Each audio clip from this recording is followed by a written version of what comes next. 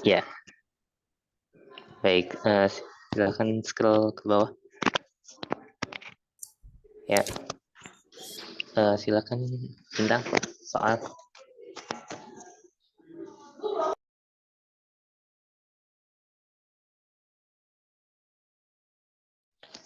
Boleh dibaca Bintang soalnya.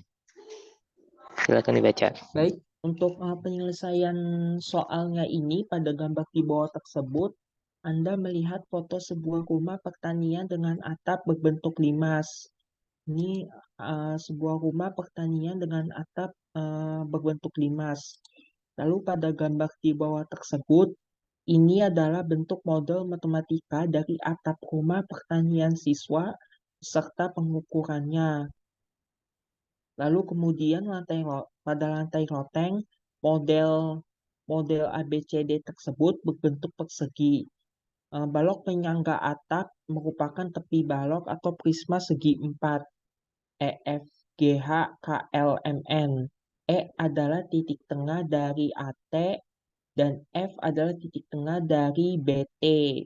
Lalu kemudian G adalah titik tengah dari CT dan H adalah titik tengah dari DT. Semua rusuk limas pada model tersebut mempunyai panjang 12 meter. Lalu untuk pertanyaan pertama ini terkait pertanian soal yang tadi ini, hitunglah luas dari lantai loteng ABCD. Luas lantai loteng ABCD ini berapa meter kuadrat sih? Lalu pertanyaan kedua ini masih terkait soal tadi ya. Ini hitung-hitung panjang EF, salah satu rusuk dari horizontal balok. Kemudian panjang dari garis EF tersebut ini berapa meter sih? Mungkin selanjutnya untuk jawaban akan dipresentasikan kepada Debbie. Kepada Debbie dipersilakan. Untuk jawaban dari pertanyaan 1, yang kita diminta untuk menentukan luas dari lantai-lantai ABCD.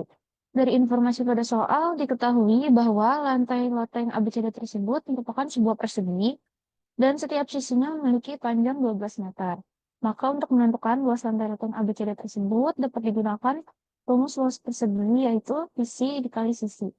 Dengan demikian, maka luas lantai loteng ABCD tersebut adalah 12 meter dikali 12 meter dengan 144 meter persegi. Jadi luas lantai loteng ABCD tersebut adalah 144 meter persegi. Lalu untuk jawaban pertanyaan 2, kita diminta untuk menghitung panjang EF yang merupakan salah satu rusuk horizontal dari prisma. Diketahui dari informasi yang diberikan bahwa E adalah titik tengah dari AB, karena AB memiliki panjang 12 meter dan E adalah titik tengahnya, maka AE dan EB masing-masing adalah separuh dari AD. Berikutnya akan dijelaskan oleh Nasta. Boleh Ben Nadine. Selanjutnya itu ada keterkaitan terhadap konten matematika.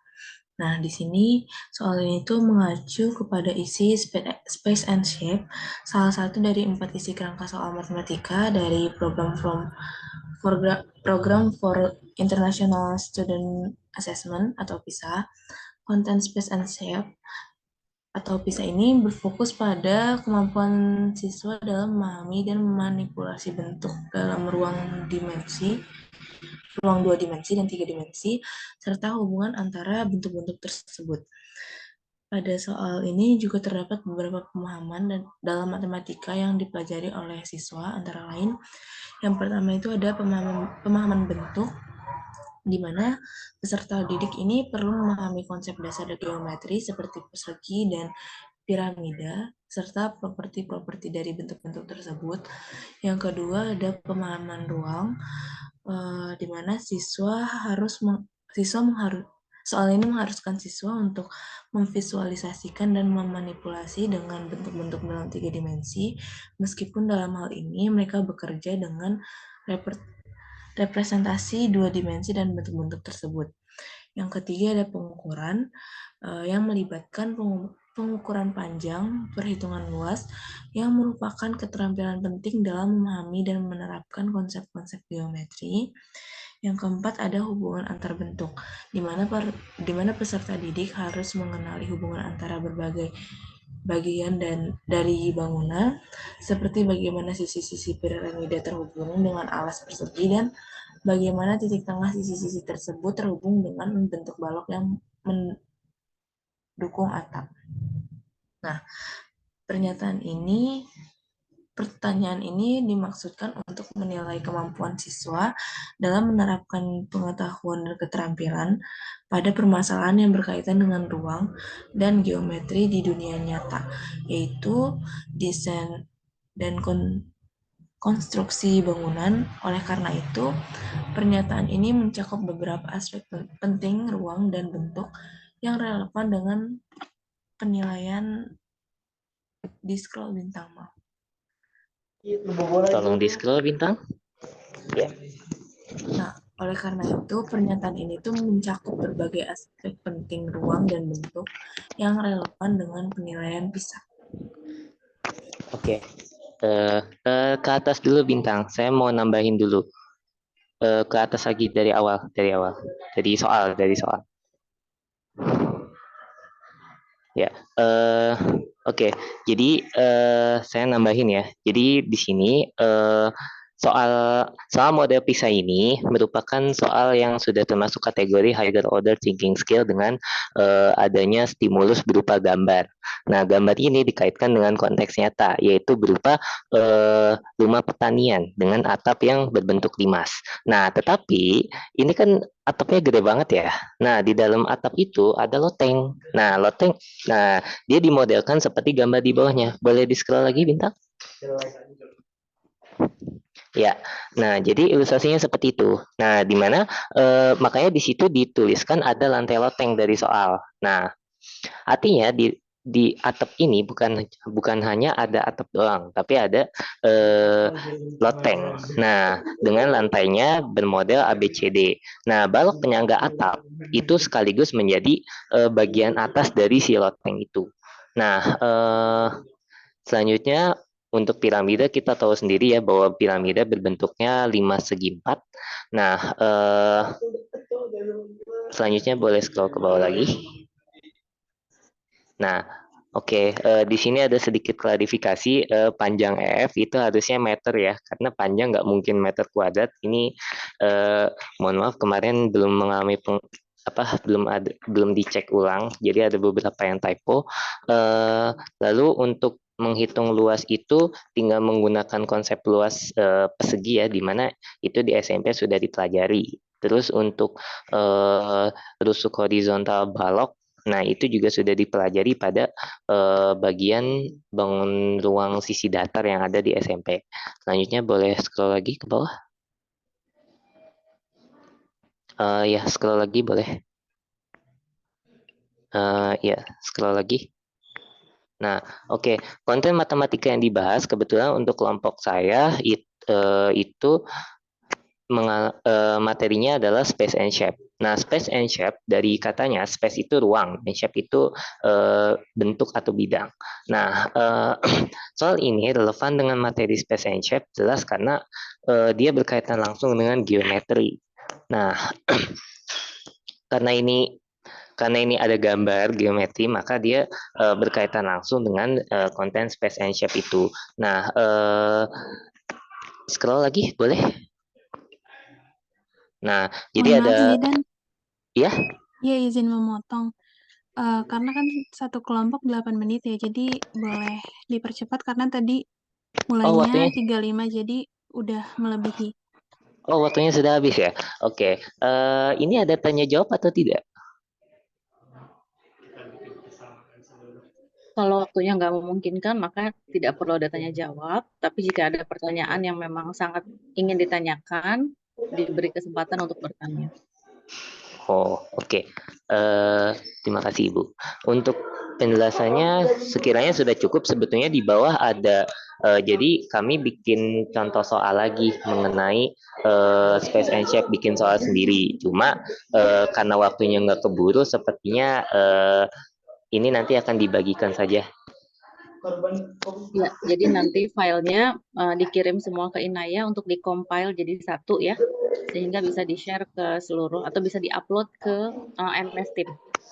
Oke, di kelas material. Thank you. Oh, baik, baik. Terima kasih Bu Pipit dan teman-teman. Ini boleh pindah kelompok atau bagaimana, Bu? Moderatornya Inaya, jadi Ibu serahkan ke Oh, Inaya. Inaya. Bagaimana Inaya? Ya, baik. Mungkin langsung ke kelompok selanjutnya ya, Ibu. Apakah ada komentar dari Ibu atau tambahan, Ibu? Ibu tidak memberikan komentar, jadi silakan dilanjutkan dengan Inaya sebagai moderator ya. Iya, Inaya, baik. jadi sekaligus mengatur waktunya, bisa menyetop jika memang waktunya sudah selesai. Oke? Iya, baik Ibu. Baik, selanjutnya langsung saja dilanjutkan oleh kelompok 4. Kepada kelompok 4 dipersilakan.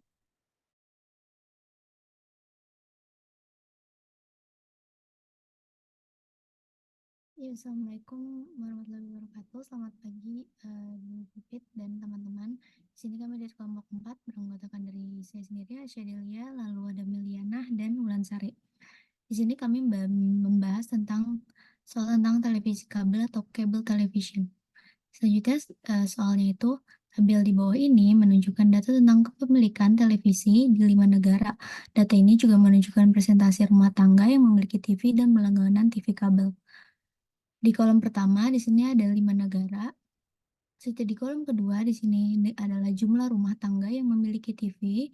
Di kolom ketiga persentase rumah tangga yang memiliki TV dibandingkan dengan semua rumah tangga. Dan kolom keempat persentase rumah tangga yang berlangganan televisi kabel dibandingkan dengan rumah tangga yang memiliki TV. Next, Mat. Di pertanyaan pertama, tabel tersebut menunjukkan bahwa di Swiss 85,8% dari semua rumah tangga memiliki TV. Berdasarkan informasi pada tabel, berapakah perkiraan yang paling mendekati jumlah total rumah tangga di Swiss? Di sini soalnya berupa pilihan ganda. Dan penyelesaiannya, misalkan kita permisalkan T itu sebagai jumlah rumah tangga yang memiliki TV. Itu di Swiss yaitu ada 2,8 juta dan S itu sebagai total rumah tangga yang ada di Swiss. Maka persamaannya bisa kita tulis T per S dikali 100% sama dengan 85,8%. 85,8% ini adalah persentase rumah tangga di Swiss yang memiliki televisi. Maka kita bisa masukkan jumlah T-nya yang menjadi 2,8 per S dikali 100% sama dengan 85,8%. Dan kita bisa mencari S-nya dengan cara mengalihkan 2,8 dikali 100% dibagi dengan 85,8%. Dan S-nya akan didapatkan 3,2634. Karena yang ditanyakan itu perkiraan yang mendekati, maka kita bisa dibulatkan menjadi 33. Jadi jawabannya adalah 33 juta. Next, pertanyaan kedua akan dijelaskan oleh Meliana. Baik, selanjutnya masuk ke pertanyaan 2, yaitu soalnya Kevin melihat informasi yang diberikan dalam tabel untuk negara Prancis dan Norwegia. Ia mengatakan bahwa karena presentasi rumah tangga yang memiliki TV di kedua negara hampir sama, Norwegia memiliki lebih banyak rumah tangga yang berlangganan TV kabel. Jelaskan mengapa pernyataan ini tidak benar, berikan alasan untuk jawabanmu. Langsung ke penyelesaian. Pertama, kita melihat pada tabel berikut ini. Kita melihat pada bagian Perancis dan Norwegia.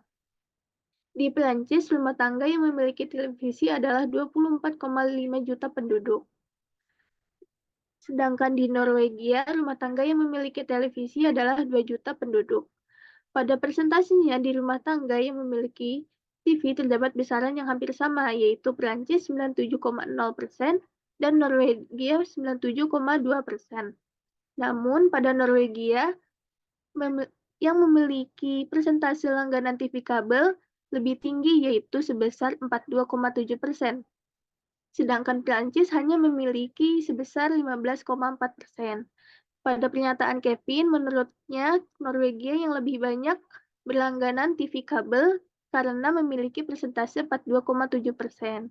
Namun pernyataan Kevin ini keliru karena kita bandingkan pada penduduk Prancis memiliki 12 juta kali memiliki 12 kali lipat penduduk lebih banyak daripada Norwegia. Mari kita uji.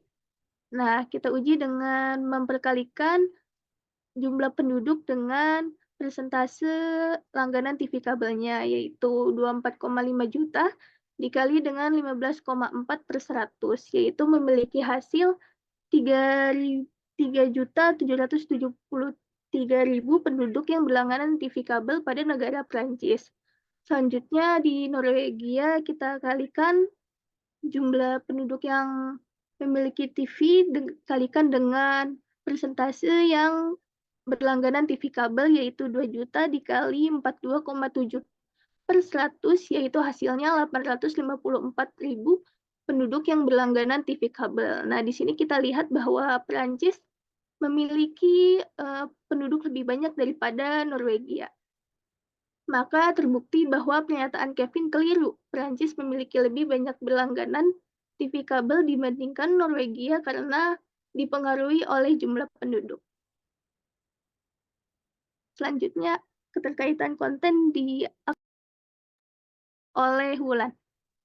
Oke, terima kasih Meli. Bisa di-scroll. Jadi, keterkaitan dengan konten, pertama itu data di atas merupakan informasi untuk 2 pertanyaan.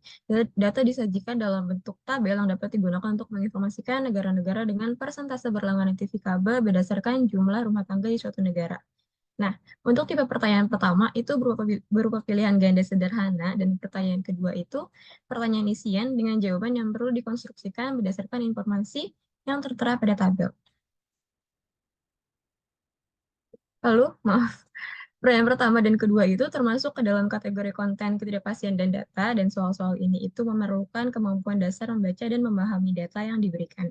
Nah, pada proses penyelesaiannya ini, membutuhkan pengetahuan mengenai konversi persen dan bilangan bulat yang besar.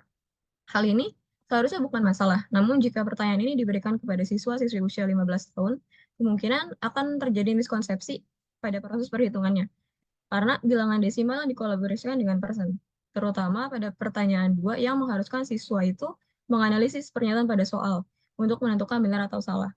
Karena sekilas pada informasi yang diberikan pada soal, terlihat jawaban pernyataan itu benar, namun jika ditelaah lebih lanjut, maka pernyataan tersebut adalah salah.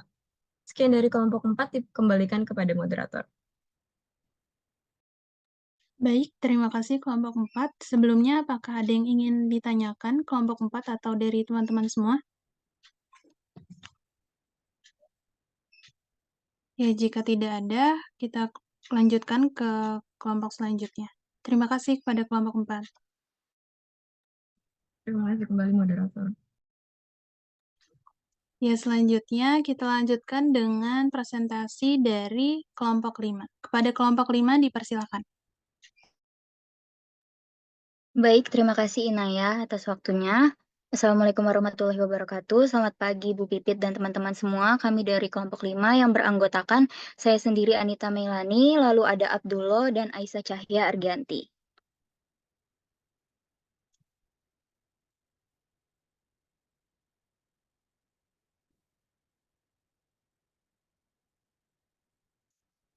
Sebelumnya kelompok kami tidak bikin Word ataupun PPT karena kami mau presentasi melalui webnya langsung. Kami memilih materi tentang luas hutan ini karena soal ini terkait dengan uncertainty and data. Karena pada soal ini tuh siswa akan berarti untuk mengolah dan menginterpretasi data yang diberikan. Pada soal nantinya akan disajikan data tentang persentase luas area hutan setiap 5 tahun. Nantinya siswa diminta untuk mencari rata-rata data, melakukan operasi hitung pada data sesuai dengan kebutuhan soal, mengurutkan data, dan mencari perubahan persentase data di antara rentang periode yang diberikan. Pada soal nomor 1 ada 3 pertanyaan, yaitu di antara tahun 2005 dan 2015, negara mana yang memiliki penambahan tertinggi, yang tidak mengalami perubahan, dan yang mengalami kehilangan tertinggi. Karena pada soal rentang waktunya antara 2005 dan 2015, berarti kita mengurangkan persentase di 2015 dan 2005 dengan cara mengurangkan kolom D dan kolom B. Nanti hasilnya ada pada kolom E. Selanjutnya, hasil yang di kolom E kita urutkan dari yang terkecil sampai yang terbesar. Lalu data di kolom E ini bisa kita jadikan acuan untuk menjawab 3 pertanyaan ini. Berarti pertanyaan pertama dalam poin persentase negara mana yang memiliki penambahan tertinggi, yaitu Yunani dengan poin 2,34%. Lalu negara yang tidak mengalami perubahan yaitu Armenia karena selisihnya itu 0. Mengapa 0? Karena persentase di 2015 dan 2005-nya itu sama-sama 11,77. Lalu negara yang mengalami kehilangan tertinggi itu ada Panama karena selisihnya itu minus 2,22. Akan beralih ke soal berikutnya yang akan dijelaskan oleh rekan saya.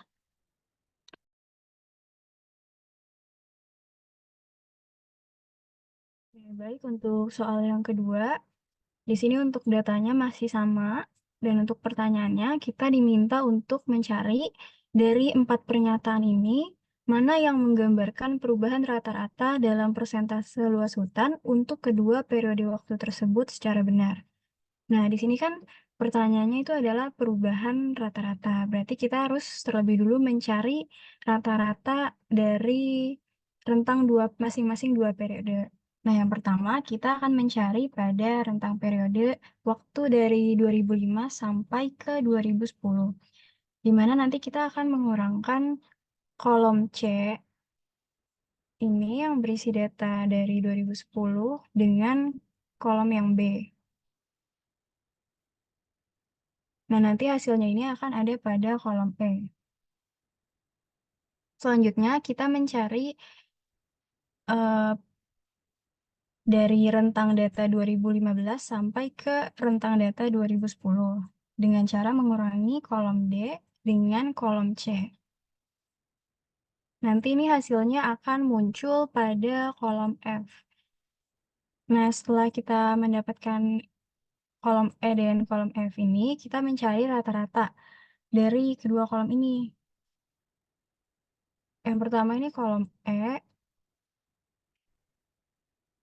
Nah, seperti yang bisa kita lihat di sini hasil dari rata-rata pada kolom E dan kolom F, yaitu adalah minus 0,15 dan minus 0,13, di mana keduanya ini bernilai negatif. Maka pernyataan yang benar dari 4 pernyataan ini yaitu yang ini, yaitu perubahan rata-rata untuk kedua periode waktu bernilai negatif.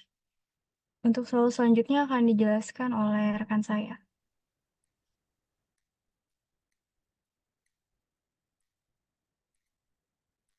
Yang berikutnya pertanyaannya adalah dalam persentase dari data tersebut, negara mana yang mengalami perubahan terbesar dalam 2 periode? Yang pertama, untuk mengetahui perubahan pada periode 2005 sampai 2010, kita bisa mengurangi kolom B dikurangi dengan kolom C. Kolom B dikurangi dengan kolom C. Lalu hasilnya akan muncul di kolom E. Untuk mengetahui perubahan persentase dari periode 2005 sampai 2010 sampai 2015, kita bisa menggunakan kolom B dengan dikurangi dengan kolom C, yang hasilnya akan muncul di kolom F.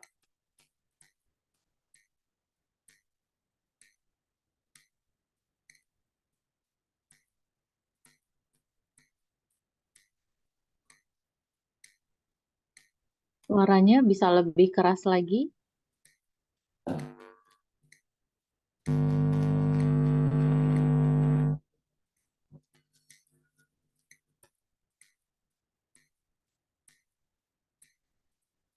Suaranya nggak ada, belum. Dia bang belum ngomong. Lagi nungguin. Nah, berikutnya untuk mengetahui periode dari 2 rentang periode tersebut, kita kurangi kolom E dikurang dengan kolom F, yang hasilnya akan muncul di kolom G.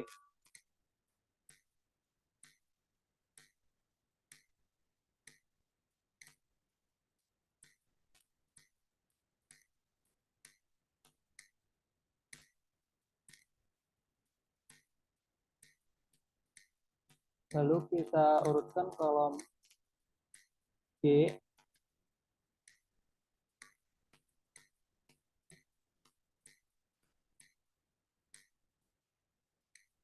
Kolom G ya, diurutkan.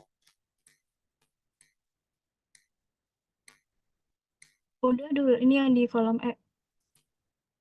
Oh, yang di kolom E. Berarti nanti perubahan terkecilnya adalah minus 0,40, yang berarti luas areanya berkurang sebanyak 0,40, dan perubahan terbesar ada di Kolombia dengan persentase 1,29, yang berarti luas areanya bertambah 1,29%.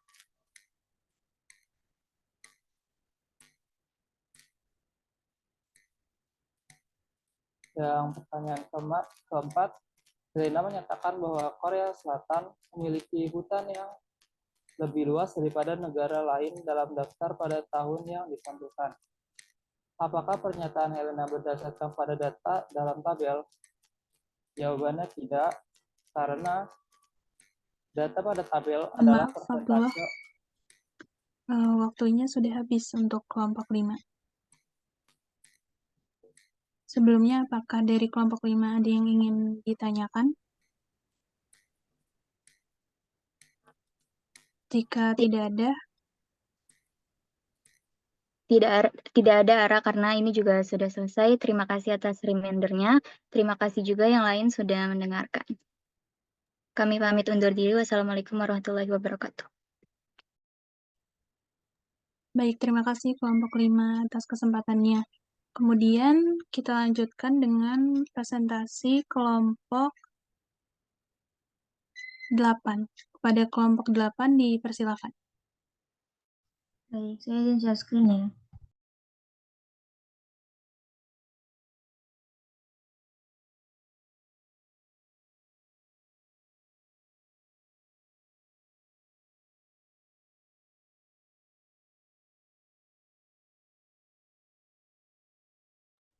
Baik, selamat pagi Bu Puspita dan teman-teman sekalian. Kami dari kelompok 8 izin mempresentasikan hasil diskusi kami terkait kaitan konsep matematika dengan soal content change and relationship.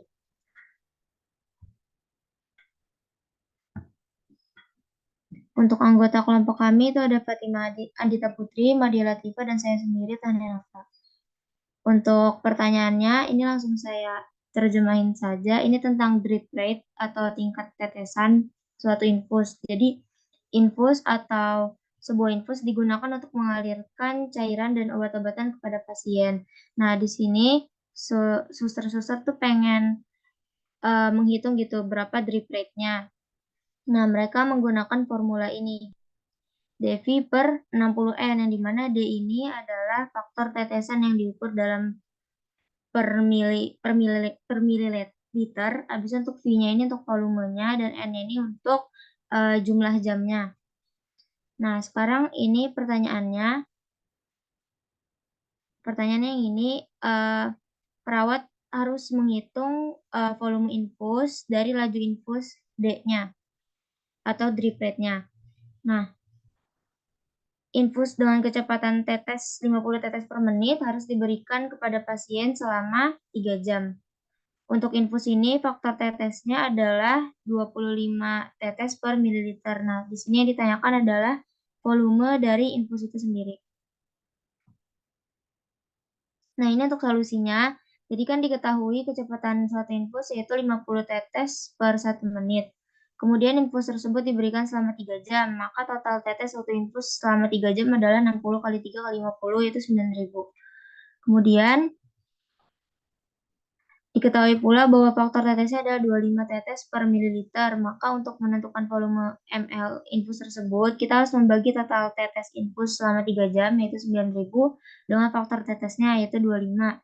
Jadi 9.000 bagi 25 sama dengan 360, maka volume infus tersebut adalah 360 ml.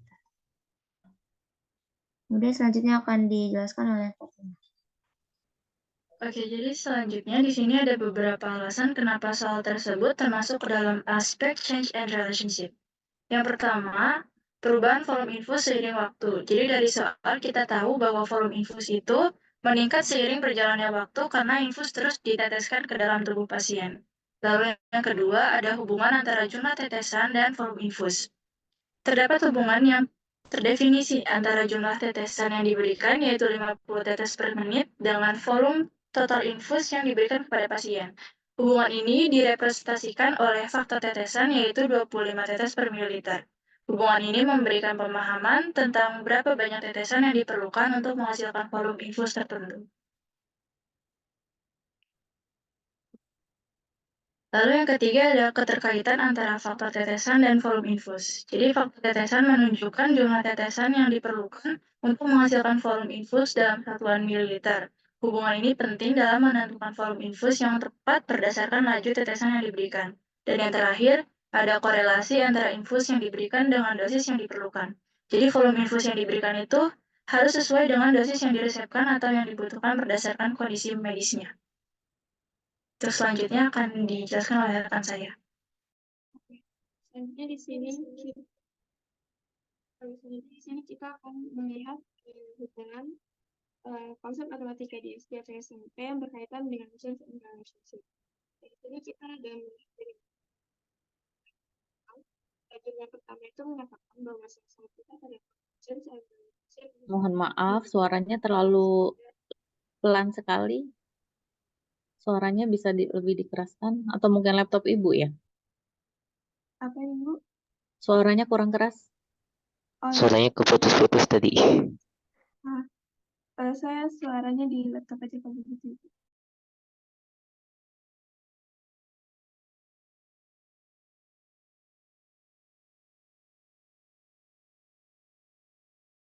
Gak kedengeran sama sekali. Apakah sudah terdengar? Sudah. Jadi di jurnal pertama itu di sini dikatakan bahwa soal-soal PISA pada konten change and relationship menyeluruh berfokus pada kebutuhan untuk kuantifikasi. Aspek penting meliputi pemahaman ukuran relatif, pengakuan pola numerik, dan kemampuan untuk menggunakan angka untuk mewakili atribut kuantitatif objek dunia nyata. Pada konten ini juga berkaitan dengan pokok pelajaran aljabar. Lalu pada jurnal kedua itu dikatakan bahwa menurut Junaidi 2014 dan Erna 2015 dijelaskan bahwa content change and relationship, perubahan dan hubungan, merupakan kejadian atau peristiwa dalam setting yang bervariasi seperti pertumbuhan organisme, musik, siklus dari musim, pola dari cuaca, dan kondisi ekonomi. Itu terdapat pada jurnal Junaidi dan Zulkardi pada 2014 juga, dan Wati dan Murtiasa pada 2015. Nah, kategori ini berkaitan dengan aspek konten matematika pada kurikulum, yaitu fungsi dan aljabar. Selanjutnya. Lalu pada jurnal ketiga, dia mengatakan bahwa pada kurikulum Indonesia, content change and relationship berhubungan dengan konsep aljabar.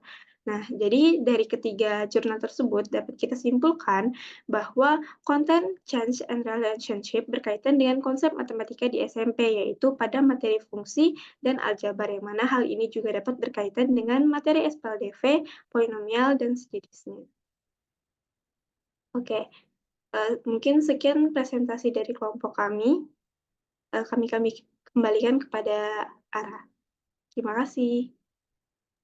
Baik, terima kasih kelompok 8. Sebelumnya, apakah ada yang ingin ditanyakan dari kelompok 8 atau teman-teman yang lain?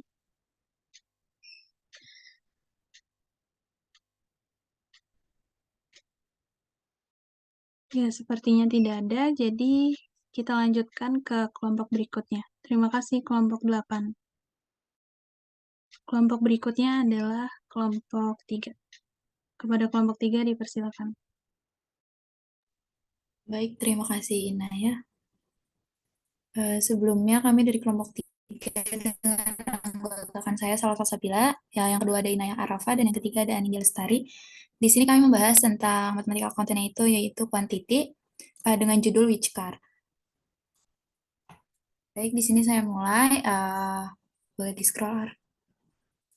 Di sini ada soalnya, di sini ada bacaannya, yaitu Chris baru saja menerima SIM dan ingin membeli mobil pertamanya. Nah, di bawah ini adalah tabel-tabel dari kriteria mobil-mobil, yaitu di sini ada tahun, kemudian ada harga yang diiklankan, setelah itu ada jarak yang ditempuh, dan kapasitas mesin. Boleh yang pertama, pertanyaan pertama. Nah, di sini ada pertanyaan pertama, di mana Chris itu menginginkan sebuah mobil dengan beberapa kriteria. Di sini ada 3 kriteria. Nah, yang pertama itu ada jarak yang ditempuh tidak lebih dari 120.000 km. Nah, yang kedua itu ada tahun pembuatan mobilnya itu antara tahun 2000 ataupun tahun setelahnya. Setelah itu yang ketiga ada harga yang diiklankan tidak lebih dari 4.500.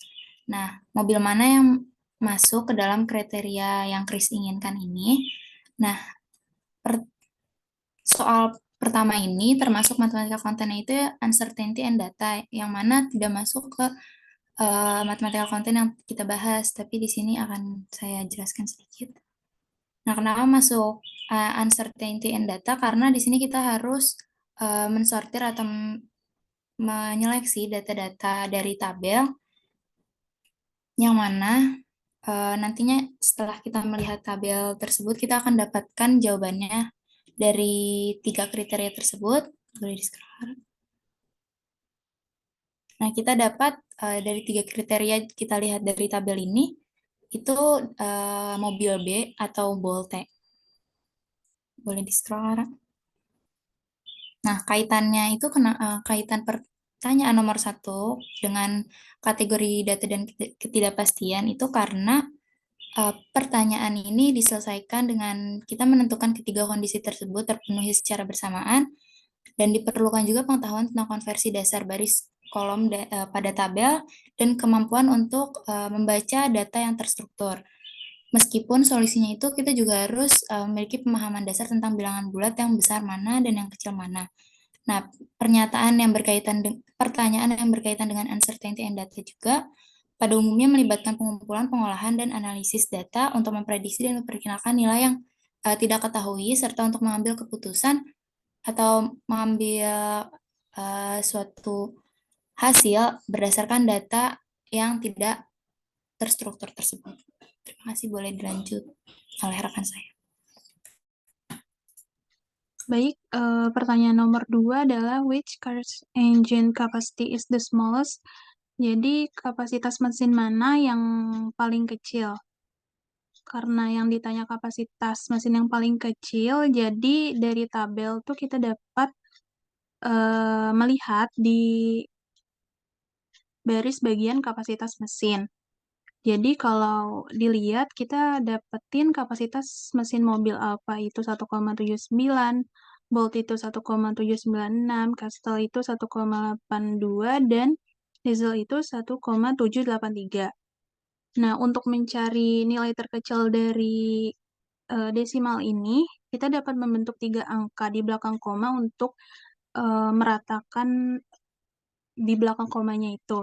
Nah, kemudian jika sudah 3 angka di belakang koma, itu ada untuk memudahkannya kita bisa membentuk sebuah tabel. Jadi yang pertama di sini kita tuliskan satuan, kemudian di sini angka-angka di belakang komanya.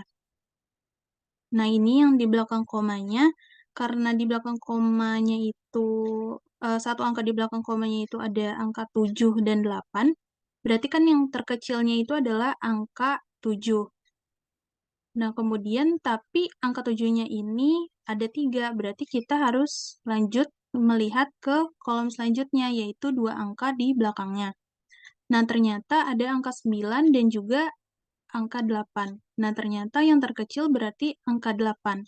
Untuk itu, kita bisa simpulkan untuk kapasitas mesin yang terkecilnya yaitu mobil diesel dengan kapasitas mesinnya yaitu 1,783 liter. Untuk kaitannya dengan matematika konten, ini termasuknya ke quantity karena berhubungan dengan penerapan pengetahuan mengenai bilangan, yaitu di sini mengenai bilangan desimal. Selanjutnya dilanjutkan oleh rekan saya, yaitu Anindi. Untuk soal nomor 3, jadi di sini itu Chris itu harus membayar ekstra 2,5% untuk advertise cost-nya sebagai pajak. Jadi pertanyaannya berapa pajak ekstra yang harus Chris bayar untuk mobil model alpha ini. Nah, untuk matematika kontennya ini termasuk quantity. Jadi diketahui harga mobil ini kan 4.800, terus pajaknya ini 2,5%. Jadi untuk mencari harganya itu pajaknya berapa, jadi 2,5%, ini kita kali dengan harga mobilnya yaitu 4.800. Jadi pajak tambahan yang harus dibayar oleh Kris itu untuk model Alfa ini adalah 120. Nah, terkaitannya pertanyaan nomor 3 dengan matematika konten adalah sama seperti pertanyaan kedua, yaitu konten kuantitas atau quantity content. Karena perhitungan 2,5% ini diperkirakan membutuhkan lebih banyak upaya kognitif dari siswa daripada mengidentifikasinya yang benar dalam data. Nah,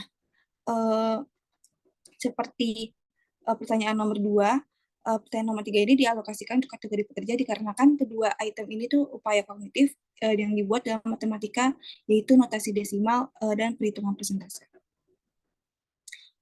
Sekian presentasi dari kelompok 3, dikembalikan ke moderator. Baik, kepada teman-teman semua, sebelumnya apakah ada yang ingin ditanyakan?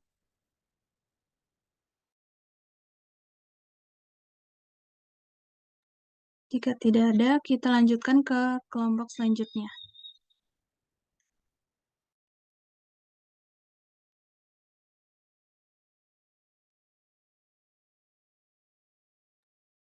Baik, untuk kelompok selanjutnya adalah kelompok 1. Kepada kelompok 1 dipersilakan.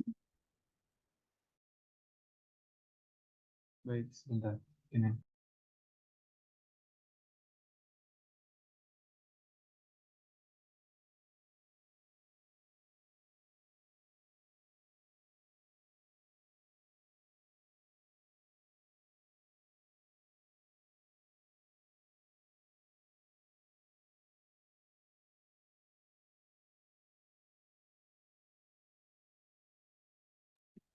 Oke, baik. Izin buka teman-teman semua. Assalamualaikum warahmatullahi wabarakatuh. Selamat pagi.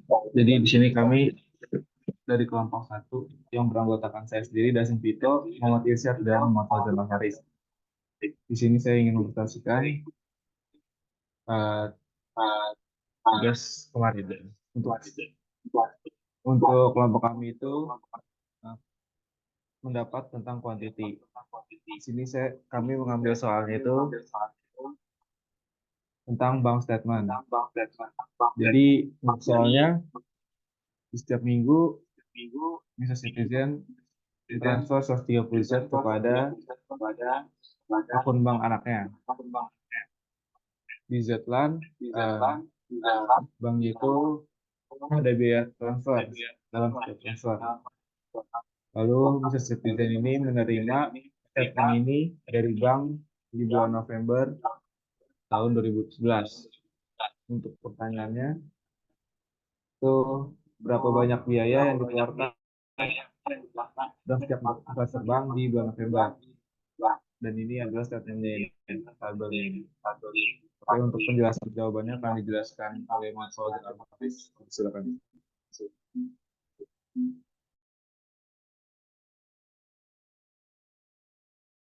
Jadi sesuai pertanyaannya adalah berapa total biaya yang ada di bulan November. Jadi kita lihat saja di datanya, karena di datanya itu terdapat 4 kali transfer, 1 bulan 4 minggu, 130, 134, maka biaya transfernya juga ada 4. Yaitu kita lihat di sini total besarnya adalah transfer fee-nya adalah 1,5. Nah, dalam mata uang Z jadi 1,5 Z. Maka karena ada 4 kali, jadi ada 6 Z. Seperti itu. Bisa lanjut, Irsyad.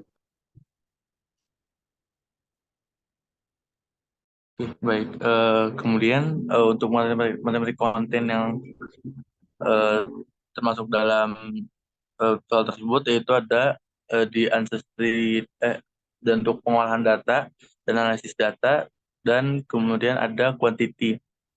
Untuk pengalihan data tersebut itu terdapat per tabelnya. itu kita harus mengetahui bahwa apa yang ditanyakan dari pertanyaan tersebut, yaitu tentang features-nya. Jadi kita harus menganalisis dari data tersebut. Kemudian untuk kuantitinya itu kita harus menggunakan operasi penjumlahan dari setiap transfer fee yang digunakan. Jadi untuk mendapatkan hasil kesimpulan total dari transfer fee-nya tersebut selama 1 bulan, yaitu bisa menggunakan pengoperasian dari bilangan penjumlahan. Ya. Oke, baik. Baik, sekian jadi segitu presentasi dari kelompok kami. Jika ada yang ditanyakan, silakan.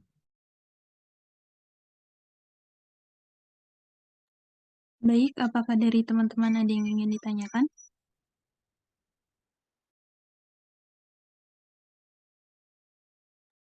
Jika tidak ada, kita beralih ke kelompok selanjutnya. Terima kasih, kelompok 1.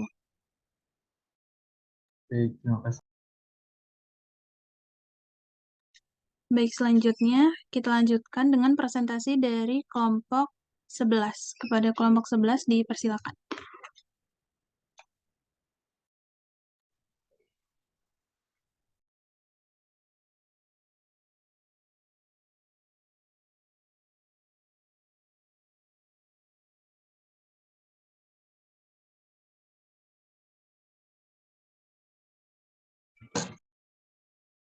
Oke, baik. Apakah sudah terlihat gambarnya? Belum, Septi, masih loading. Nah, udah. Oke, baik. Terima kasih Salwa atas waktunya. Assalamualaikum warahmatullahi wabarakatuh. Selamat pagi Bu Pipit dan selamat pagi teman-teman semua. Kami dari kelompok 11 akan membahas soal mengenai space and shape. Adapun anggota dari kelompok 11 yaitu saya sendiri, Septiani Dwi Asuti, lalu ada Adita Wivianing Tias, Devina Aisyah, dan Triani Aprilia. Untuk soalnya, di sini diberikan gambar sebuah garasi, yang dimana rangkaian dasar dari pabrikan garasi mencakup model dengan hanya 1 jendela dan 1 pintu. Nah, George memilih model dasar berikut. Posisi jendela dan pintu juga diberikan pada gambar di sini. Untuk soal selanjutnya akan dibacakan oleh Triani.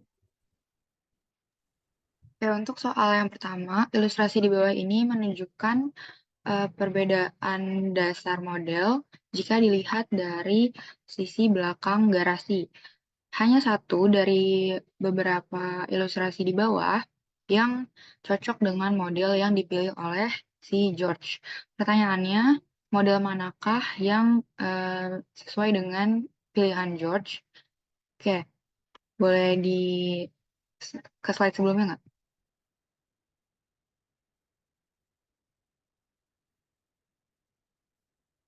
Nah, ini adalah model yang dipilih oleh George di mana 1 pintu dan 1 jendela jika dilihat dari sisi depan. Untuk menyelesaikan soal nomor 1, itu membutuhkan kemampuan untuk membayangkan suatu bentuk, di mana jika kita lihat dari sisi belakang, jendela akan berada di sebelah kiri, yang mana kalau dilihat dari sisi depan, jendela akan terlihat dari sebelah kanan. Mari kita lihat pilihan mana yang jendelanya ada di sebelah kiri dan di depan. Oke, dilihat dari pilihan, itu jika dilihat dari sisi belakang, jendela akan terlihat di sebelah kiri depan ada di pilihan yang C. Maka jawaban untuk nomor 1 adalah yang C. Oke, untuk soal selanjutnya akan dibacakan oleh Adita. Oke, pertanyaan selanjutnya di sini ada 2 bidang yang memperlihatkan bentuk garasi dari sisi depan dan sisi samping.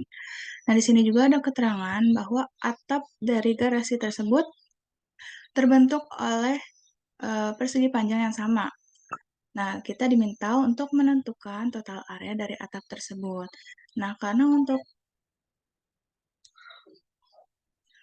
untuk menentukan luas dari persegi panjang, kita membutuhkan panjang dan lebar. Untuk panjangnya, kita dapat informasi dari sisi samping ini di mana karena panjang garasi sama dengan panjang atap. Jadi panjang atap itu panjang atap itu 6 meter. Nah, untuk lebarnya kita dapat menggunakan informasi dari sisi depan. Sebelumnya. Sisi depan yaitu yang sisi miring atapnya. Kita dapat mencari sisi miring atapnya. Karena sisi miring atap itu sama aja dengan lebar atapnya dengan menggunakan teorema Pythagoras. Nah, untuk penyelesaiannya akan dijelaskan oleh Adita. Oke, baik. Seperti yang udah dijelaskan sebelumnya, jadi persegi panjang yang membentuk atapnya itu untuk panjangnya didapat dari side view-nya tadi atau sisi samping. Nah, itu 6. Dan untuk sisi lebarnya itu kita dapat dari yang front view-nya, kita dapat sisi miring dari segitiga siku-siku ini. Nah, karena dia itu sisi miring, maka kita bisa pakai Pythagoras. Dan karena sisi miring yang kita cari, maka kita bisa cari itu dengan menjumlahkan kuadrat dari 1 dan 2,5 ini kemudian diakar. Nah, jadi untuk sisi yang kita akan cari ini untuk lebarnya dari akar 2,5 kuadrat ditambah 1 kuadrat, yaitu akar dari 6,25 ditambah 1 dan sama dengan akar 7,25. Nah, kita dapat untuk persegi panjang yang menjadi atap adalah panjangnya itu 6 dan lebarnya itu adalah akar 7,25. Nah, karena tadi atapnya itu terbentuk dari dua persegi panjang identik, yaitu berarti sama, nah maka luas totalnya itu bisa kita dapat 2 kali luas persegi panjang ini, atau 2 kali panjang kali lebar. Nah, kita masukkan panjang dan lebarnya, yaitu 2 kali 6 kali akar 7,25, atau sama dengan 12 akar 7,25, sehingga didapat luas totalnya itu sekitar 32,31. Nah, jadi luas total atap rumah tersebut adalah 32,31.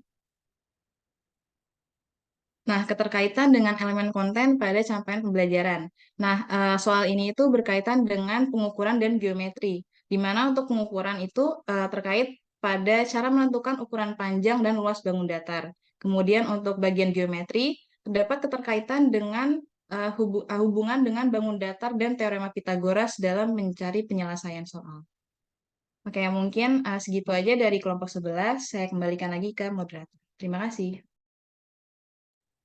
Baik, sebelumnya apakah ada yang ingin ditanyakan dari kelompok 11 kepada Bu Pipit? Atau ada pertanyaan dari teman-teman yang lain kepada kelompok 11?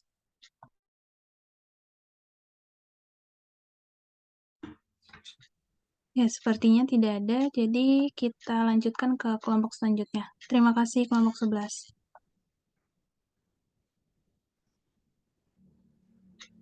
Kelompok selanjutnya yang akan presentasi adalah kelompok 2. Kepada kelompok 2 dipersilakan.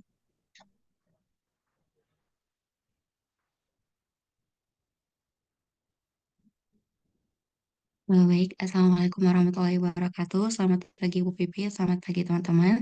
Hari ini kelompok 2 akan mempresentasikan hasil diskusi kami mengenai keterkaitan konten matematika.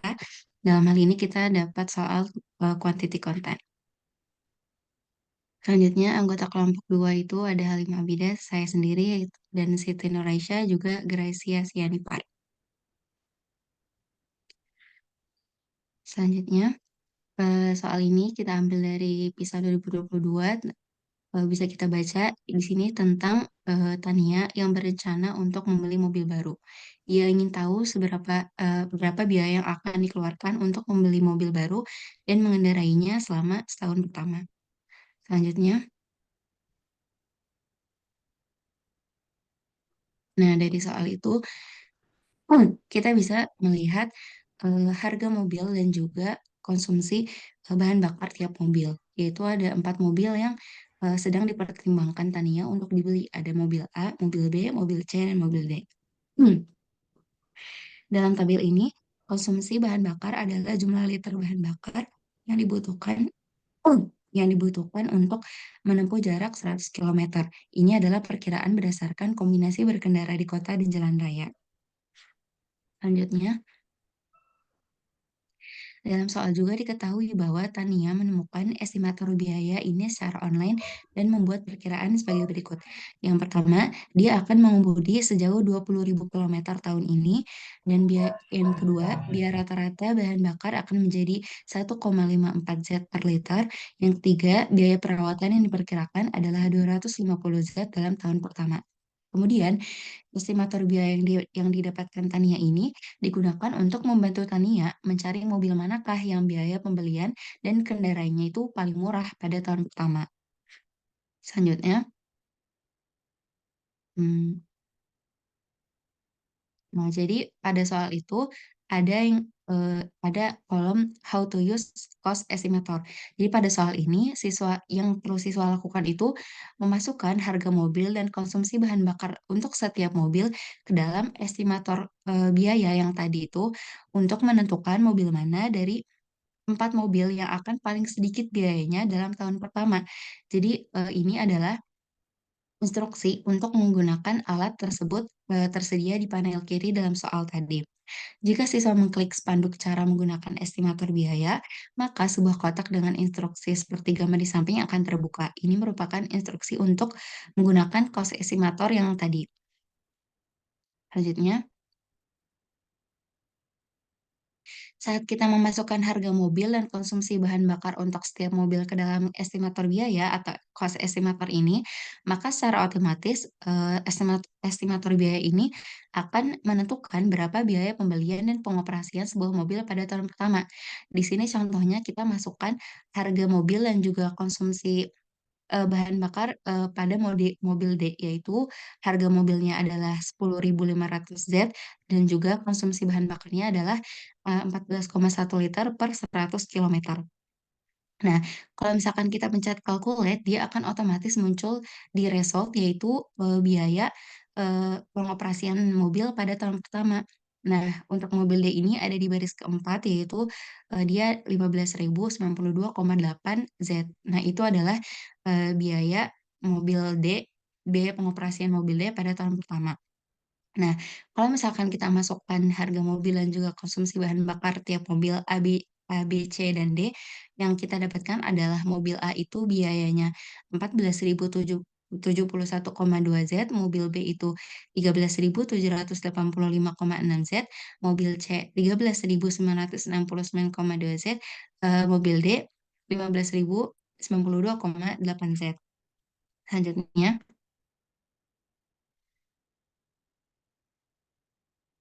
nah dari hasil-hasil tadi, yang di baris pertama adalah hasil dari mobil A, baris kedua adalah mobil B, baris ketiga adalah mobil C, dan baris keempat adalah mobil D, maka hasil yang kita dapatkan adalah mobil B dengan harga 13.785,6 Z akan memakan biaya paling sedikit untuk dibeli dan dikendarai atau dipelihara dalam tahun pertama, meskipun bukan mobil dengan harga terendah dan juga bukan mobil dengan tingkat konsumsi bahan bakar terendah.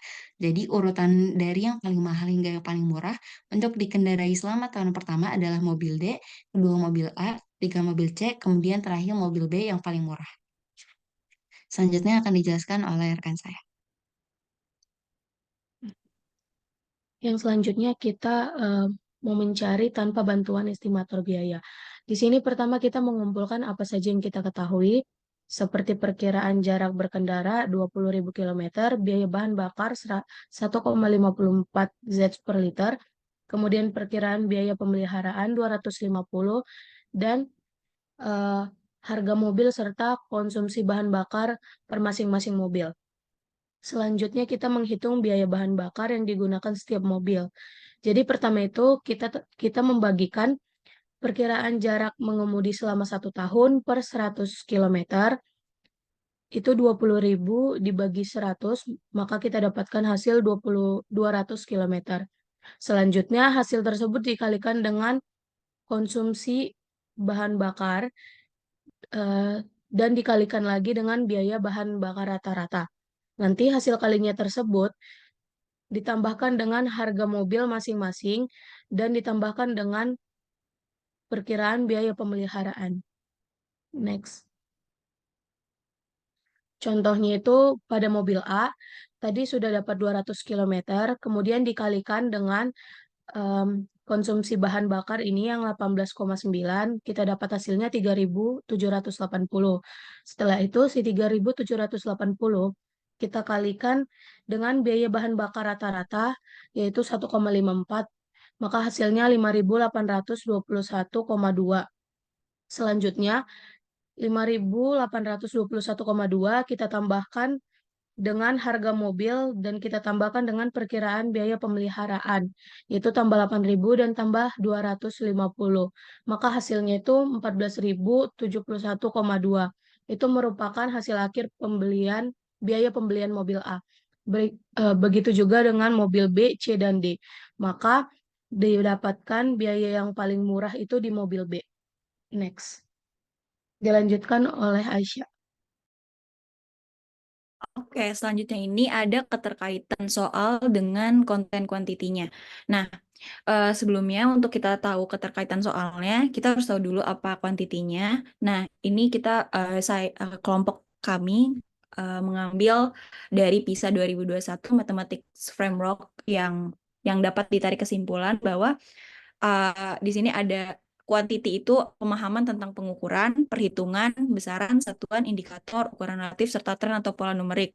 Terus juga dari aspek penalaran kuantitinya itu, dia bisa seperti kayak pengertian angka, udah Iya, mohon maaf, udah Faiz. bisa. Iya, waktunya Yes, sudah habis. Oke. Sebentar lagi, ini satu slide lagi kok. Dari angka, estimasi, dan penilaian kewajarannya. Nah, selanjutnya juga kita udah pernah dibahas juga ini yang kalau quantity ini, kalau misalnya di capaian pembelajaran itu elemen bilangan. Sehingga keterkaitannya soal tersebut itu dari yang estimasi tadi sama ini penggunaan dari operasi hitung, perbandingan, pengurutan biaya dari mahal ke yang paling kecil. Maka dari itu dapat disimpulkan bahwa soal ini adalah soal quantity atau menurut capaian pembelajaran ini adalah soal bilangan. Nah, sekian dari kelompok kami, kurang lebihnya mohon maaf. Wassalamualaikum warahmatullahi wabarakatuh. Saya kembalikan ke moderator. Baik, terima kasih kelompok 2. Apakah ada yang ditanyakan dari kelompok 2 atau teman-teman sekalian? Jika tidak ada, kita lanjutkan ke kelompok berikutnya. Terima kasih kelompok 2. Kelompok berikutnya yang akan presentasi adalah kelompok 6. Kepada kelompok 6 dipersilakan.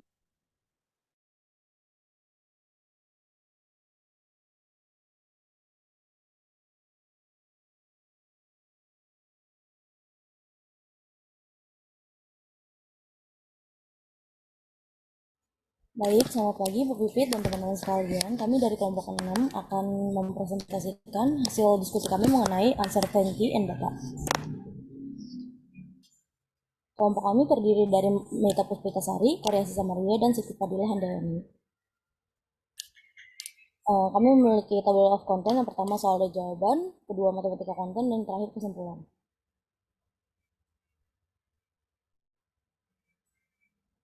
Selanjutnya yaitu ini soal yang kami ambil, yaitu in January the new CD of the band 40 Rock and the Kicking Kangaroos were released.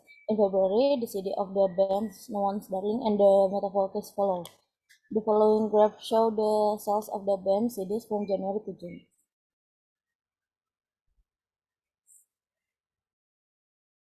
Di sini ada soal nomor 1, yaitu ditanyakan how many CDs did the band The Metaphoricals sell in April. Itu kita lihat di sini CD-nya yang terjual di bulan April untuk Metaphoricals sebanyak 500.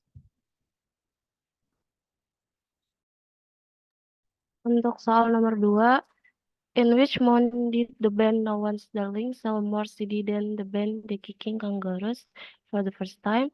Jawabannya bulan April, karena di sini terlihat jelas bahwa No One's Darling penjualannya lebih banyak daripada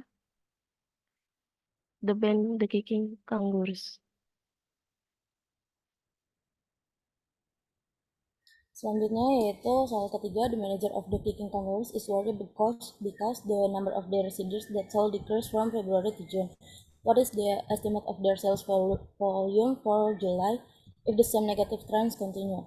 Nah, ini kita memilih jawaban 370 CD yang penjelasannya akan dilanjutkan di mathematical content. Ya, untuk matematika konten soal nomor 1, tadi kan jawabannya B500. Karena soal nomor 1 merupakan menurut saya itu matematika konten uncertainty and data. Dikarenakan pada soal ini mengharuskan siswa untuk mengidentifikasi dan menemukan batang untuk bulan April, memilih batang yang benar untuk metavolkis, dan membaca tinggi batang untuk mendapatkan pilihan jawaban B500. Di soal ini juga dituntut untuk membaca data yang sudah tersedia. Jadi soal ini itu disebut kategoris proses menafsirkan diagram batang. Untuk nomor 2 tadi jawabannya April, soal nomor 2 ini merupakan matematika konten uncertainty and data, dikarenakan pada soal ini siswa disuruh mengidentifikasi dan membandingkan ketinggian dua batang di diagram pada sepanjang tahun. Di soal ini hanya perlu membuat perbandingan visual dari batang-batang yang berdekatan dan karakteristik. Sederhana untuk menjawab pilihan jawaban yang benar yaitu C. April. Di soal ini, siswa dituntut untuk dapat mempresentasikan serta merancang strategi. Soal ini juga bisa disebut kategori proses menafsirkan. Selanjutnya pada soal nomor 3 merupakan matematika konten uncertainty and data, dikarenakan pada soal ini siswa perlu mengidentifikasikan dan mengamati tren negatif dan the kicking kangaroos di setiap bulannya dari Februari hingga Juni. Ada banyak cara untuk melanjutkan tren 1 bulan lagi. Salah satunya siswa mungkin menghitung rata-rata dan penurunan bulanan yang melibatkan banyak perhitungan dan menemukan bahwa pada bulan Juli akan menunjukkan penurunan antara 250 sampai 500 CD. Maka opsi jawaban yang benar yaitu B, 370 CD. Dan siswa yang memakai cara perhitungan tersebut cenderung mengalami kesulitan. Kesimpulan yang pertama yaitu pemahaman. Siswa perlu memahami konsep-konsep dasar pada diagram batang, seperti contoh dapat membaca representasi visual data pada diagram batang yang disajikan. Yang kedua, keterampilan. Siswa dapat menerapkan konsep diagram batang untuk dapat menghitung banyaknya pendapatan atau pengeluaran yang didapati ketika seseorang menjual barang setiap bulannya. Nah, kesimpulan yang ketiga ada kemampuan. Siswa harus memiliki kemampuan untuk membandingkan nilai dari berbagai produk dengan karakteristiknya yang terdapat pada diagram batang. Yang keempat ada penalaran. Siswa harus dapat menggunakan penalaran sistematis dalam membaca diagram batang pada soal sehingga siswa dapat menentukan banyaknya nilai dari setiap produk serta rata-rata per bulan produk tersebut terjual. Sekian dari kelompok 6, saya kembalikan ke moderator. Baik, terima kasih kelompok 6. Apakah ada yang ingin ditanyakan kelompok 6 dan teman-teman semua?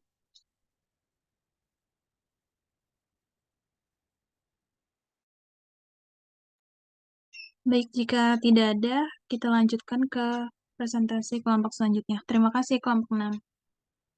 Berikutnya adalah presentasi dari kelompok 9.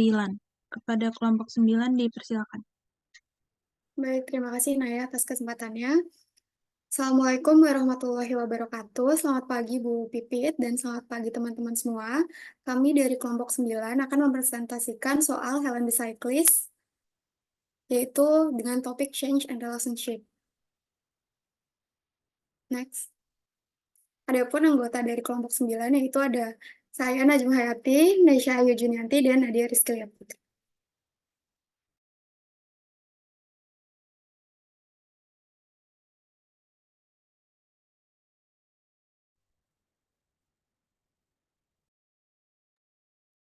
Baik, dalam unit ini ada Helen the Cyclist, di mana Helen mempunyai sepeda baru, dan di sepedanya itu ada speedometer yang ada di pegangannya.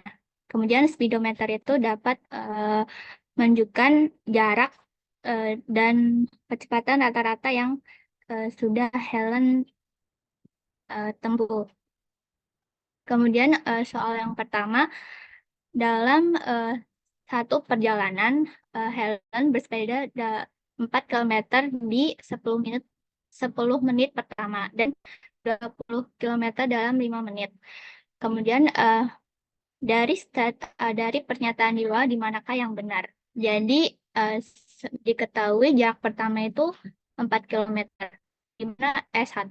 Kemudian waktu pertama atau T1 itu 10 menit. Kemudian karena ini mencari kecepatan, maka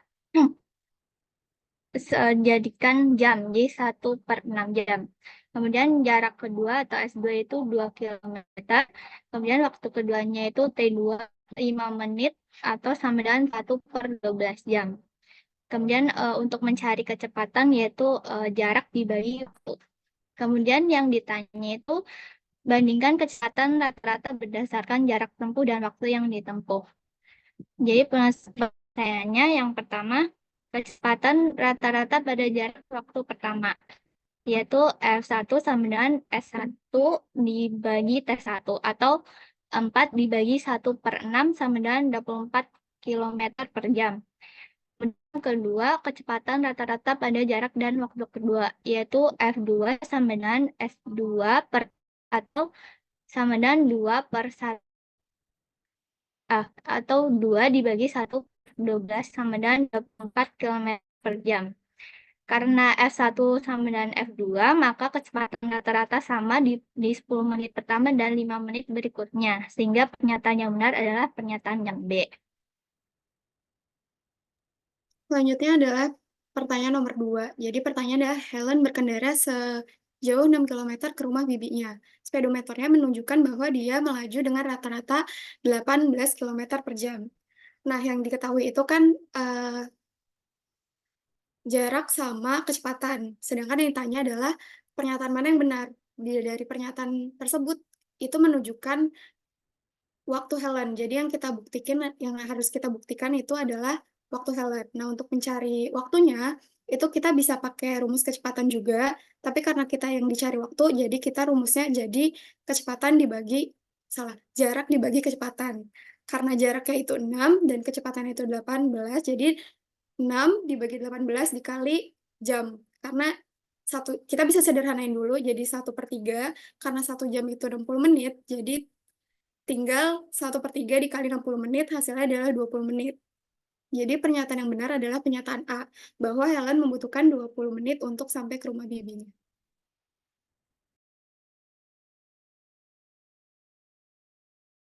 Selanjutnya, pertanyaan ketiga dari Helen Denfakis.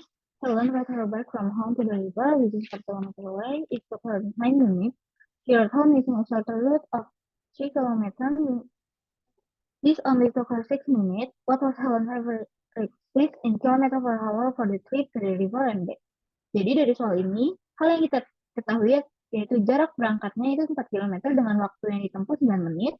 Jarak pulangnya itu 3 km dengan waktu yang ditempuh untuk pulang itu 6 menit. Nah, pertanyaannya berapa kecepatan rata-rata untuk trip pulang pergi yang dilakukan oleh Helen? Nah, untuk mencari kecepatan rata-rata itu rumusnya jumlah dari jarak yang ditempuh dibagi waktu yang ditempuh. Nah, jaraknya itu 4 ditambah 3 dibagi 9 ditambah 6. Tetapi tidak hanya ini, yaitu harus dikali 1/60. Kenapa? Karena waktu itu masih dalam satuan menit, sedangkan yang kita harus mendapatkannya dalam satuan jam, yaitu 1 menit sama dengan 1/60 jam. 4 tambah 3 itu 7 dibagi 15 dikali 1/60, sama dengan 7 dikali 60 dibagi 15, yaitu hasilnya 28 km per jam. Oleh karena itu, maka kecepatan rata-rata untuk trip pulang pergi yang dilakukan Helen itu 28 km per jam.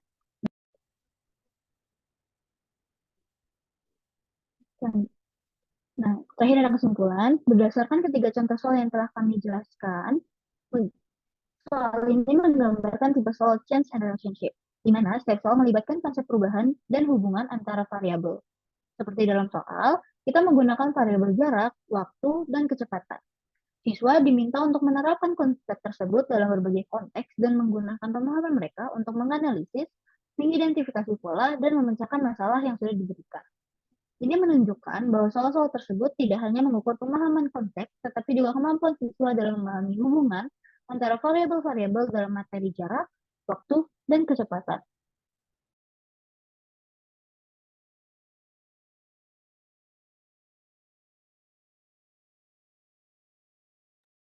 Sekian presentasi dari kelompok 9, kami kembalikan ke Inaya. Baik, sebelumnya apakah ada yang ingin ditanyakan kelompok 9 dan teman-teman yang lainnya?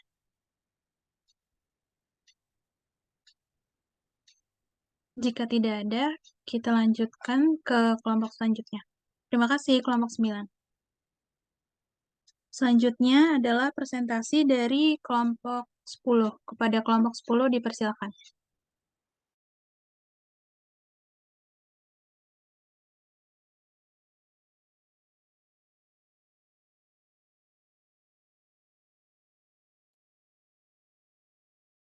Baik, Assalamualaikum warahmatullahi wabarakatuh. Selamat pagi, Bu Pipit dan teman-teman semua. Sini kami dari kelompok 10 akan menjelaskan tentang soal dan juga boleh di next. Oke, untuk anggota kelompoknya ada Adia Putri, saya sendiri Askara Nadia, lalu ada Divisi Tauhida dan Fadila. Di sini untuk soalnya, seorang tukang pizza menyajikan bubur pizza yang bertukaran dengan ketebalan yang sama namun dengan ukuran yang berbeda. Pizza yang lebih kecil berdiameter 30 cm dengan harga 30 sen. Sedangkan pizza yang besar berdiameter 40 cm dengan harga 40 sen. Dan mana yang lebih baik dari segi harga? Jelaskan alasan. Oke, boleh di next. Jawabannya akan dijelaskan oleh Adi, dipersilakan. Untuk pembahasannya tadi diketahui pada soal yaitu pizza berdiameter 30 cm seharga 30 Z dan pizza berdiameter 40 cm seharga 40 Z. Untuk jawaban benar yang pertama, dengan menghitung luas dan jumlah per Z untuk setiap pizza untuk menyimpulkan bahwa semakin besar pizza maka semakin murah. Untuk pizza yang kecil berdiameter 30 cm dengan harga 30 Z, luasnya kita dapat menggunakan luas lingkaran dengan diketahui diameter yaitu 1/4 kali pi kali d kuadrat, yaitu 0,25 kali pi kali 30 kali 30 sama dengan 225 pi. Sehingga untuk setiap satu Z pizza kecil didapatkan pizza seluas 225 pi dibagi harganya yaitu 30 Z sama dengan 7,5 pi. 7,5 pi kali pi yaitu 3,14 sama dengan 23,6 cm kubik.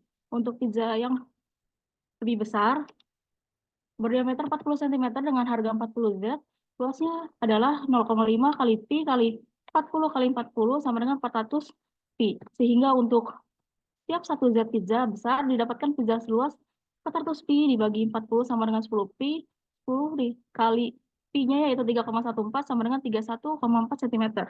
Oke. Pada pizza yang kecil dengan uang 1 Z dapat dimiliki pizza seluas 23,6 cm kubik, sedangkan pada pizza yang besar dengan uang 1 Z dapat dimiliki pizza seluas 31,4 cm kubik. Oleh karena itu, pizza yang lebih besar lebih murah dari pizza yang lebih kecil. Next. Selanjutnya untuk jawaban benar yang kedua, kita dapat menggunakan penalaran umum bahwa luas permukaan pizza meningkat lebih cepat dibandingkan harga pizza, sehingga dapat disimpulkan bahwa pizza yang lebih besar lebih murah. Dengan diameter pizzanya sama dengan harganya, namun jumlah pizza yang dapat dicari dengan menggunakan diameter kuadrat. Jadi akan mendapatkan lebih banyak pizza dari pizza yang lebih besar. Selanjutnya akan dilanjutkan oleh Denisa. Baik, selanjutnya adalah keterkaitan soal tersebut dengan konten matematika space and shape. Kekaitan soal tersebut dengan konten matematika space and shape yaitu soal tersebut berkaitan dengan konsep luas lingkaran dalam ruang dimensi 2. Kita dapat menggunakan rumus luas lingkaran untuk menghitung luas permukaan pizza dan kemudian menganalisis biaya persatuan luas untuk kedua pizza. Tapi kalau tadi dihitung untuk satu zatnya itu dapat berapa sentimeter.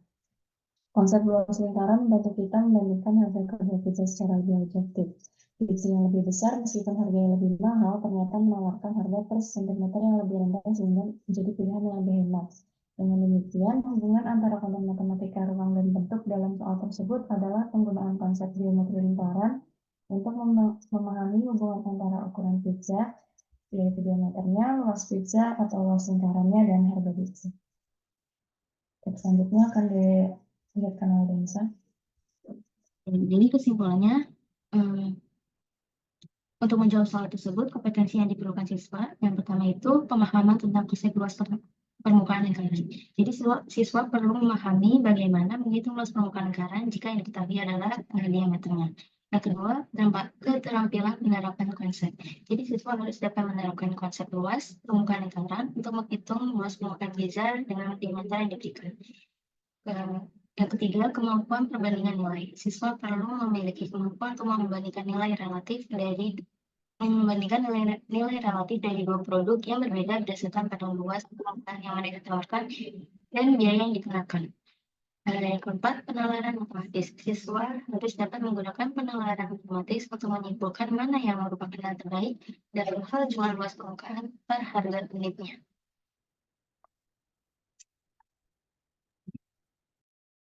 Mungkin sekian presentasi dari kelompok kami. Saya kembalikan ke moderator. Baik, terima kasih kelompok 10. Sebelumnya, apakah ada yang ingin ditanyakan dari kelompok 10?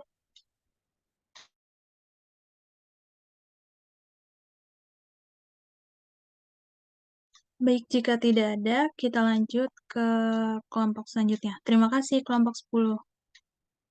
Kelompok selanjutnya adalah kelompok 7, kelompok terakhir presentasi hari ini. Kepada kelompok 7, dipersilakan.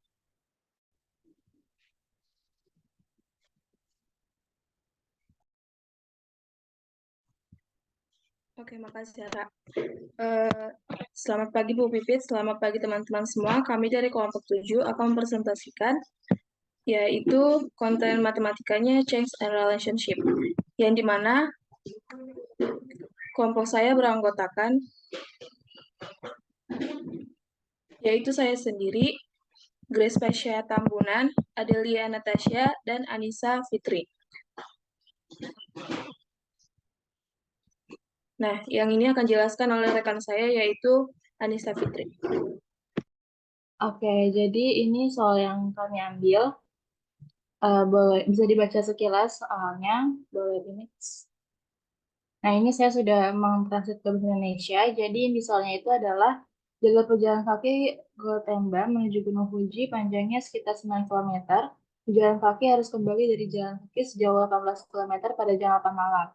Toshi memperkirakan dia bisa mendaki gunung dengan kecepatan 1,5 km per jam dan turun dengan kecepatan 2 kali lipat. Dan pertanyaannya adalah dengan menggunakan pikiran kecepatan Toshi, kapan terakhir kali dia bisa mulai berjalan dan bisa kembali jam 8 malam. Di next.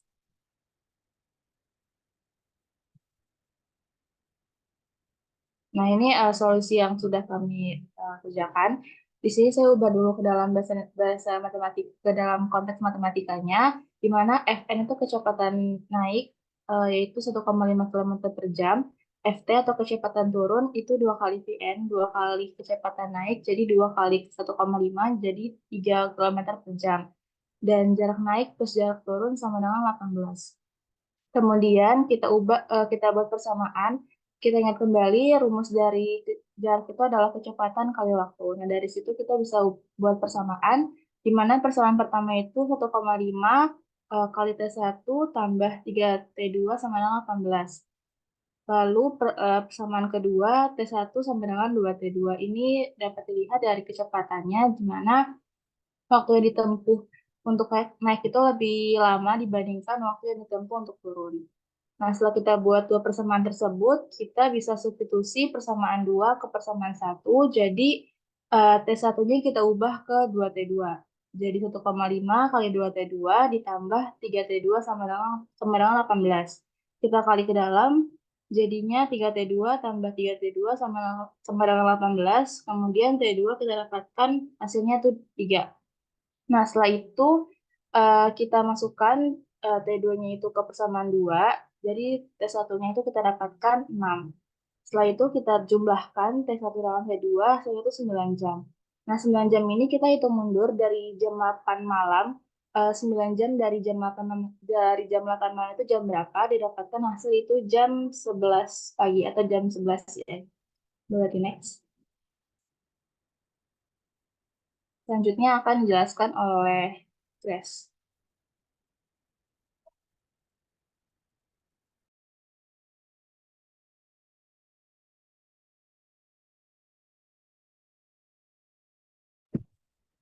Oke, nah di sini soal change and relationship dalam konten PISA itu yaitu soal yang menggambarkan situasi yang terjadi di dunia nyata dan memerlukan pemecahan masalah yang menggunakan kemampuan numerasi dan pemahaman konsep matematika. Nah, di soal ini bertujuan untuk mengetahui kemampuan siswa dalam menyelesaikan masalah yang memiliki hubungan dengan kesadaran dan pemahaman tentang perubahan yang terjadi di dunia. Soal ini juga menggambarkan hubungan antara berbagai konsep matematika dan situasi yang terjadi di dunia, sehingga siswa pun dapat memahami dan menerapkan kemampuan numerasi dan pemahaman konsep matematika dalam situasi yang lebih kompleks dan relevan dengan kehidupan. Next, selanjutnya akan dijelaskan oleh Ade.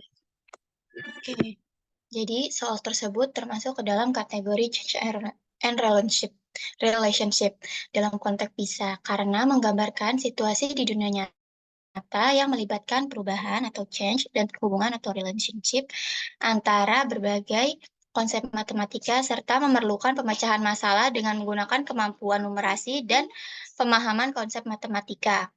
Yang pertama, soal tersebut melibatkan perubahan karena melibatkan estimasi waktu yang dibutuhkan Tosi untuk melakukan perjalanan. Next. Yang kedua, soal tersebut melibatkan hubungan antara berbagai konsep matematika dan situasi dunia nyata. Untuk menyelesaikan masalah, siswa harus memahami hubungan antara jarak, waktu, dan kecepatan. Dengan demikian, soal ini menggambarkan hubungan antara konsep matematika seperti kecepatan, waktu, dan jarak dengan situasi dunia nyata yang relevan, sehingga memungkinkan siswa untuk mengaplikasikan kemampuan numerasi dan pemahaman konsep matematika dalam situasi yang lebih kompleks dan relevan dengan kehidupan. Oke, sekian dari kelompok 7, kurang lebihnya mohon maaf. Saya kembalikan kepada moderator. Baik, sebelumnya apakah ada yang ingin ditanyakan dari kelompok 7 dan teman-teman yang lainnya?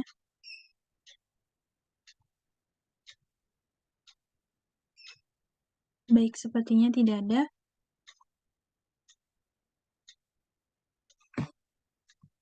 Untuk itu, terima kasih kepada kelompok 12 dan seluruh kelompok yang telah presentasi hari ini.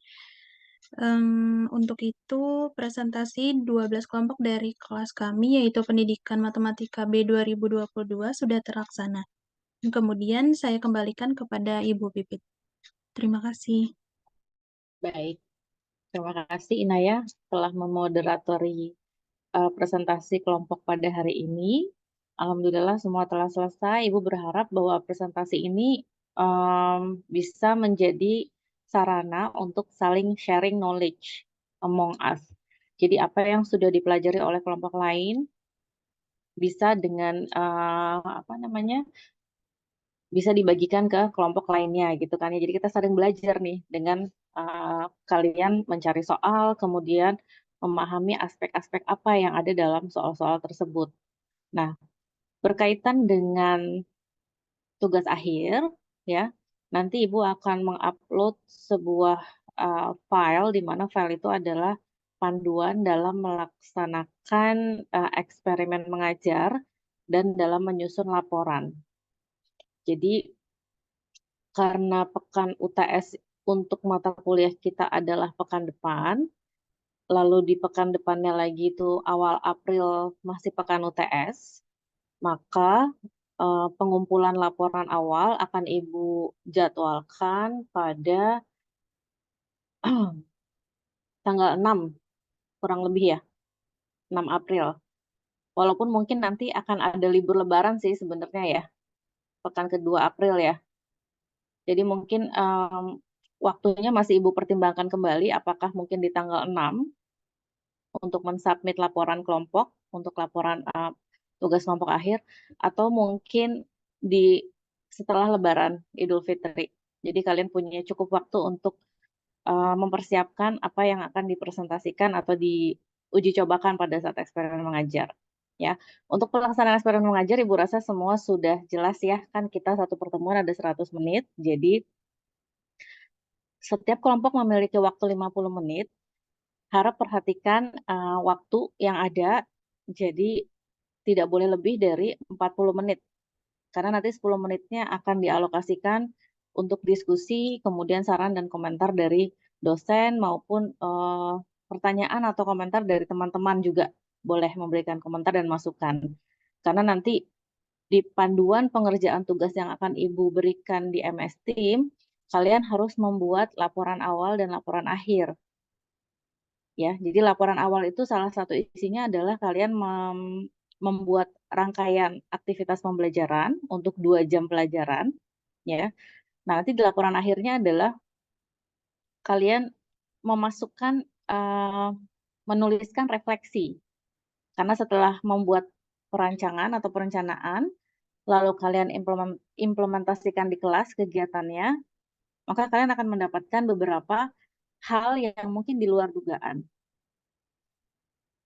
Kalian akan mendapatkan masukan komentar dari teman maupun dosen yang itu bisa menjadi bagian refleksi untuk memperbaiki aktivitas yang kamu rancang, seperti itu. Nah, nanti pengumpulan laporan akhir waktunya akan Ibu berikan deadline pada pekan UAS. Seperti itu. Nah, untuk urutan kelompok maju Ibu serahkan kepada kalian sendiri. Urutannya seperti apa, tapi tolong Ibu diinformasikan ya, urutan kelompok juga topik yang akan diangkat. Ya, jadi nanti setelah ini Ibu akan submit panduan mengerjakan laporan, lalu nanti di MS Team kayaknya ada media atau ada wadah untuk berdiskusi ya. Jadi nanti kalau ada pertanyaan kita gunakan MS Team aja gimana? Segala pertanyaan, semua bisa mengajukan pertanyaan ke Ibu, ya karena dosennya kan ada 2 ya. Jadi segala diskusi kita lakukan di MS Team. Gitu ya. Jadi bebas mau bertanya apapun yang berkaitan dengan tugas akhir. Mungkin itu dari Ibu untuk hari ini. Mungkin ada pertanyaan? Satu saja, nggak banyak-banyak. Kalau ada pertanyaan Ibu mau ke kampus. Nggak ada? Oke, nanti kalau ada pertanyaan silahkan tuliskan di MS Team ya. Baik, terima kasih. Assalamualaikum warahmatullahi wabarakatuh. Waalaikumsalam warahmatullahi wabarakatuh. Terima kasih banyak, Ibu.